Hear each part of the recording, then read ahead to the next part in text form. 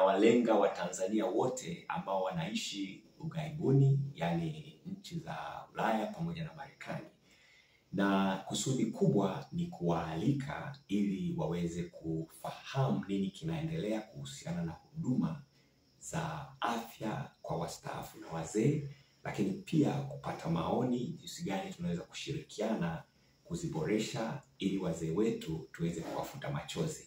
Ninaitwa Dr. Manase Frank, ni daktari bingwa mbobezi wa afya kwa watu wazima na wazee, na nina uzoefu wa takriban miaka 10 sasa tangu nilipoanzisha huduma ya kusaidia wazee. Katika kituo changu, moja ya kazi kubwa tunazozifanya ni pamoja na kuwasaidia wazee waweze kufurahi kupitia njia mbalimbali ambazo tunaita ni therapy.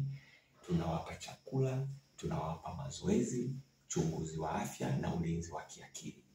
Siku ya kesho ambayo ni tarehe 29 kuanzia saa 10 alasiri saa za Afrika Mashariki, tutakuwa na webinar au meeting ya pamoja ambayo tutaomba sana Watanzania wanaoishi nje ya Tanzania kushiriki katika wasaa huu wa kujadiliana katika kuiboresha hii huduma.